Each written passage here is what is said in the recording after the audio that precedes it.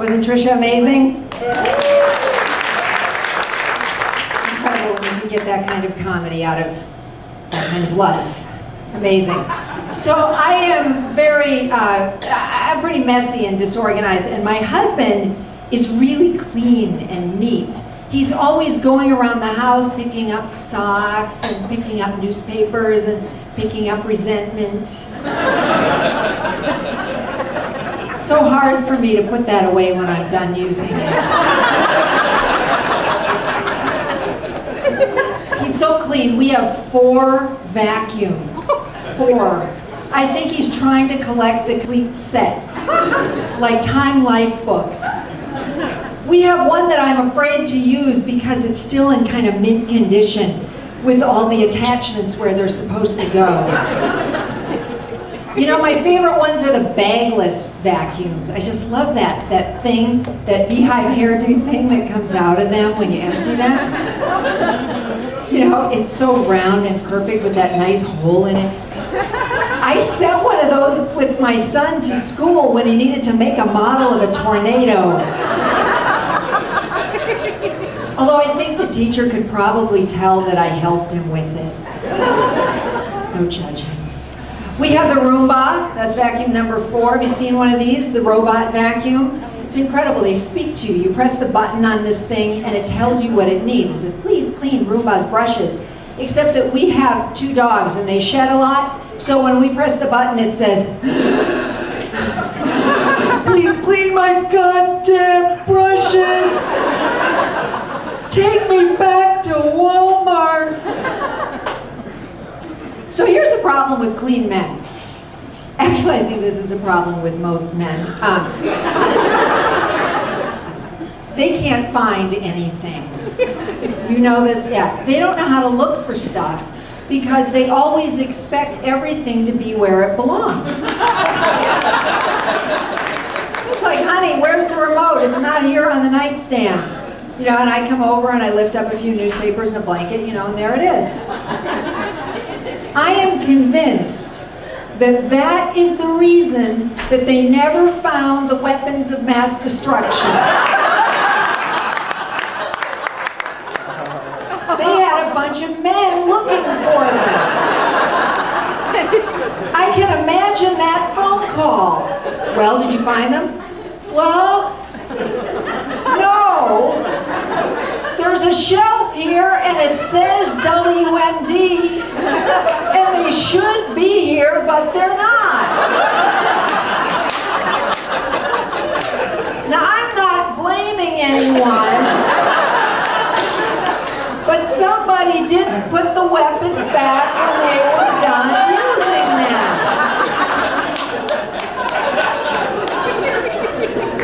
Now, if they had really wanted to find the weapons, they should have sent some moms over there. 10 minutes, we'd have had it done. Well, they're right here behind the baby food and the nerve gas. Do we have to do everything for you? So since my husband's so clean, he's always scoring points on the marriage scorecard. So I had to do something big to catch up. So last October, I water sealed our deck. Now that's a big job. Now in the middle of the day, I ran out of water seal. I had to go to the Lowe's to get another one. Now, I gotta say, you know, it's always a toss-up as to whether you should go to the Lowe's or the Home Depot, so I'm gonna settle this one for you right now, okay? The guys who work at Lowe's are cuter, just so you know. So anyway, this wonderful guy at Lowe's is, you know, walking around with me and, you know, showing me all the stuff that I needed to get and helping me find everything. And then I had, you know, the water seal, this, you know, redwood, natural, all over my hands because I had the wrong kind of gloves. And so he actually took my hands, he took both my hands and he held them and he said, what are you going to do with these hands?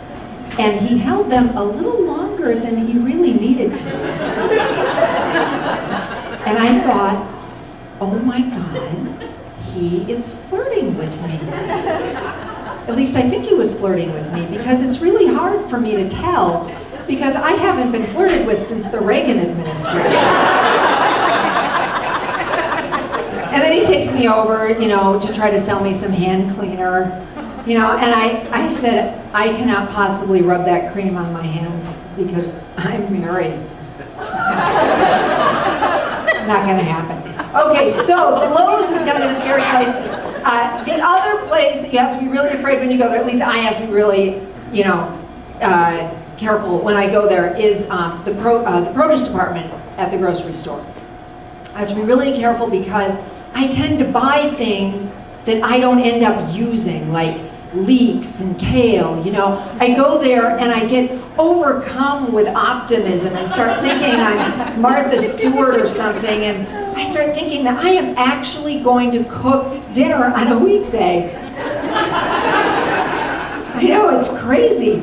You know, I mean, the truth is I'm going to go home and I'm going to open a bag of Oreos and I'm going to watch Hoarders on TV.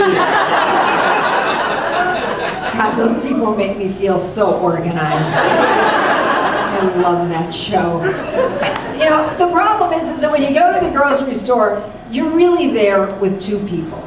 You're there with the person you are, and you're there with the person you think you are. You know, perfect me and reality me. All right, like perfect me says, I'm going to make strawberry jam for all my friends as gifts because I read an article in Bon Appetit magazine about small batch jam making and it looked so easy. When the reality is I don't have enough friends that I like enough to make strawberry jam. They should have counselors on duty in the produce department to prevent these things from happening. You know, somebody who's posted there who says, are you really going to use all that asparagus before it goes bad? I think you need to make a personal commitment to follow through if you're going to buy a case of cabbage and azuki beans. You know, the problem is that when I go in that store, you know, into the new seasons, into the produce department, and I see that guy with the tattoos and the Buddy Holly glasses, and he's stacking those beautiful heads of broccoli, it's like I'm being sucked back into a bad relationship, you know. Oh, this time it'll turn out different than last time. This time I'm gonna use it all up. It won't be like the last time. It's like the lettuce is calling to me. Oh, hey baby, it's you, me, and the salad spinner. Get some green onions, we're staying up late tonight.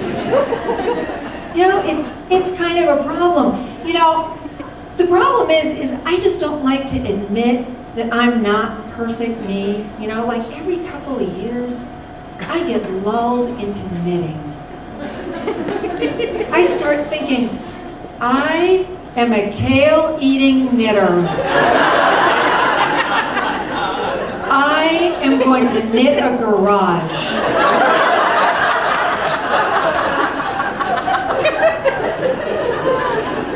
Actually, I'm going to knit a mitten, and I'm going to get bored by the time I get to the thumb.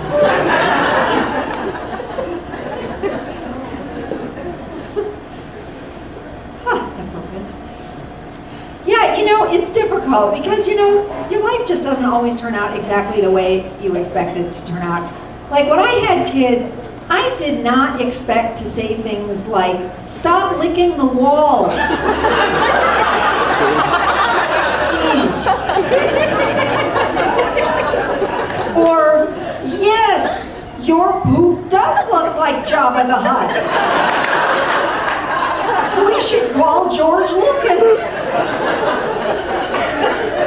I expected that, you know, we would travel a lot with our kids, you know, but I can't keep up with my relatives. You know, they are always sending these Picasa albums, these, you know, email Picasa albums with all of their travels all over the world. Like my sister-in-law sent us 2,000 pictures of her trip to China, including 400 pictures of tile roofs. So I decided, okay, I am going to catch up with everybody. I am sending out pictures from our spring break trip. We went to the Beaverton Fred Meyer. Now I thought that might be a little disappointing to the family. But you know, the brochures just don't do that place justice. You really have to see it in person to get the full impact. You know, I even put little captions on the pictures, you know, like, we journeyed all the way to the paint department. The weather was sunny and beautiful all the way across the parking lot. You know, it doesn't help to live in Portland with all the overachievers that live here. Like, I have friends who keep bees and make their own chapstick. And they wear clean clothes that they have washed with stones in Tryon Creek.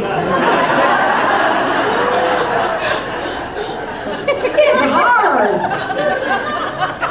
The only Portland overachieving thing that I do is when the weather is good, I ride my bike to work. So that's the only thing I do. I even took a little class so that I would know how to patch a flat tire, you know, if I ever got a flat. Like I would ever do that. Jewish girls do not change their own tires. When I get a flat tire, I walk the bike over to the bike gallery, and the guy with the tattoos and the Buddy Holly glasses, he fixes my tire for me. And then he tries to sell me a tire pump and some kale. You guys have been so much fun.